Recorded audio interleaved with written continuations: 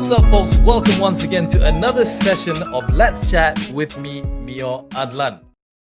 Beauty pageant. Now, that is actually a very interesting event that a lot of people do look forward to whenever they can. We like to appreciate beauty. We like to appreciate what is out there, and the fact that beauty pageant is being represented from all of the countries that we have in the world makes it such an international event.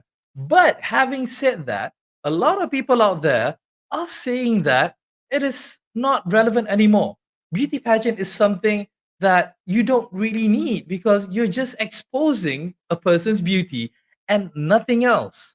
Is that true? Now, to discuss more about this particular topic in hand, I have a very good friend of mine who is the national director of a beauty pageant down here in KL. Ladies and gents, allow me to introduce to you my friend Mr. Jude Benjamin. Lisa, thank you so much for being on the show. So let's just jump straight to the point of what it is that we want to talk about today.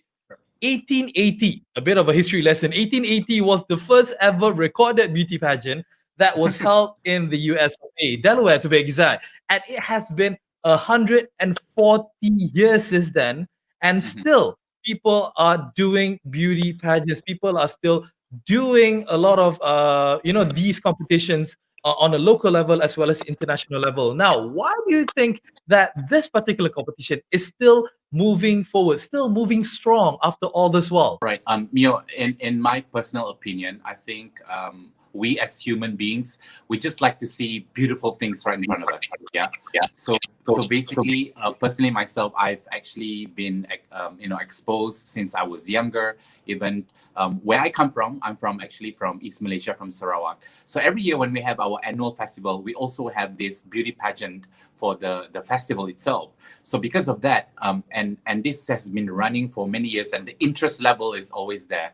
So people just like to see beautiful women up on stage and parading in their costumes in during the contest. So it attracts the attention. Part of the entertainment is one, but then again, it's also a highlight, highlight of the event. Yeah, you definitely know all the controversies that comes with it, because especially from the conservatives or of even religious countries such as ours, there's a lot of people who are saying that this is just you're just displaying a piece of meat out there. There's no point of having this, and there's a lot of people who are griping and saying that it's demeaning. It is the women activists are saying this is wrong, you should not be doing this. So what are your comments about this? It is just about showing your beautiness to people, and that's it. All right, so Mio, basically the first, this is just going back to my personal story, how I actually got myself involved in this industry itself. I come from a corporate background, from public relations, PR, and marketing. But then again, when I saw the opportunity given to me right in front of the doorstep to be involved directly with Miss Grand Malaysia, first thing I thought was, hey, this is actually a good platform whereby I can put myself into in a situation in the industry, building a brand by itself of my own that I can build it in the country. But secondly, I'm actually able to work with a diverse group of people.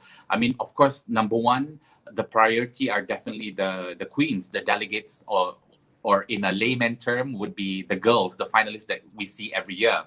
But these are just a group of stakeholders that I get to work with. The other group of people that I always work with are the creative people behind the scenes that you don't actually get to see. The designers, the makeup artists, the photographers, all these people are also important part.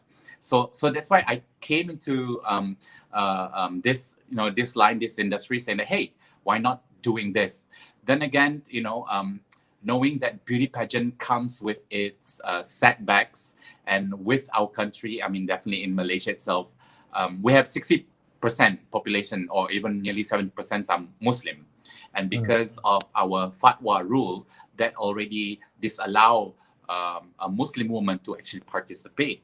So as an organizer myself, it's already, putting myself incapable of giving the best of Malaysia to the world. If we look at how it was maybe 20 or 25 years ago, It was never an issue. You still got Malays, Muslim Malays, ladies who gone up there and being a participant and being Correct. part of the whole process, being in a beauty pageant. Do you think that is because that right now it is more about the education and about the awareness that the Muslim community specifically is adhering to, that hence why you don't get Muslim ladies participating anymore? I feel what happened during that time when this actually happened, Mhm. if I'm not mistaken, let's trace back into history of Malaysia pageantry. This is Yep. happening back in the mid 90s, and Yep. if I'm not mistaken, the last Malay Muslim woman that represented our country that everyone, all of us should know, is actually Era Fazira. Mhm. That was in 1992, but in 1994 we had another woman, Rahima Oceania. Yeah, she made it to top 10 in Miss World. Top 10, yeah, top 10. Mhm. So, but with all this hype, I think at that time, this is just me because I was a kid. So I feel that maybe because of the hype given to Muslim women at that time, religious authorities find out, hey, they are probably, I mean, in my sense, in my thinking, they Mhm. are, not to say breaking the rule, but we have sets of rules here. So that's why the fatwa came into practice. Mhm. And if I understand, fatwa is actually a rule that blankets the whole country, Mhm. and it is not easy to be removed again if you want to remove the fatwa rule again. Nevertheless, I mean, the industry has survived ever since. I mean, we're looking at 25 years ago. So Yeah. ever since, of course, organizers have tried their ways to organize events. But of course, the basic thing to protect ourselves when we invite new girls to compete or participate in the program is always to mention non-Muslim women Mhm. only. This is Yeah. actually to protect us. But some Muslim women do not understand this. So we have to actually educate them personally. Let's go on something a bit controversial, if I may say so. Again, Sure. when you talk about beauty pageant, it's never short of controversies. There's always something to talk about. Intelligence. You have seen a lot of videos out there, especially the ones on YouTube, where beauty pageants are just beauty from the outside, but they have nothing in the inside. Now, is it fair for us to actually say that everyone is like that, or is it just a minute, a minor, a minority? I can't even say it right. A minority of these girls who are just like that. Your comments on that, because this is definitely giving a bad impression to the competition itself, doesn't it? If we just track back again, back in the 80s or even early 90s, beauty pageant is always about physical beauty. I mean, Mhm. if we were talking about scoring system, probably that's how they look at. But let's fast forward 21st century, like even today, beauty is just part of it, but the profile of the woman that comes in, is what we are looking into at this moment. I mean, I have to be frank, we even had lawyers, doctors even, or engineers that came to participate in Miss Grand Malaysia. The reason when we ask, why are you joining this pageant? I mean, you're a doctor. Oh, I want to use this as a platform to outreach to a community that I want to work with. Then said, okay. So it takes a while to educate again, public, when it comes to the perception that pageant girls are just beauty from the outside. So maybe from 20 or 30 years down the line, the responsibility here is not just the organizers, but of course, the girls themselves have to be doing their homework, be prepared when entering a pageant. So that's how I see it. You did mention that earlier, that these intellectuals, these participants of yours, they've Yeah. actually entered a competition to actually do good later on. Now, maybe you can actually advise or actually share with our viewers, what are the kind of things that these beauty pageants, these beauty queens can actually do to help us in raising the country's name, or helping a charity. What do they actually do after the fact?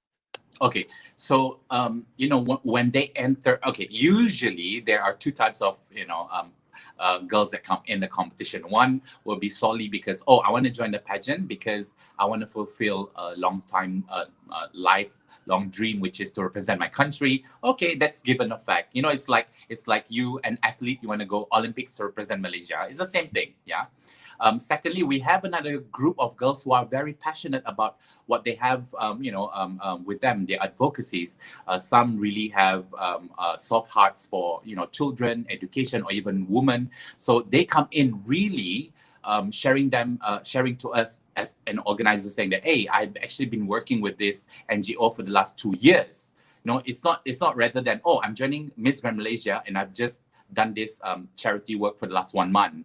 So which is more believable when you see a candidate comes into the room saying that, hey, I've been doing this throughout my life in school, and I want to use this platform Miss Grand Malaysia has to further fulfill this. So over the years, we have seen a few successful, of course, I would say successful queens that actually used Miss Grand Malaysia as a platform. I'm sure, from 2015, we have our Santawan Bun Ratana. Even until today, she still commits every year for her annual charity works with the community.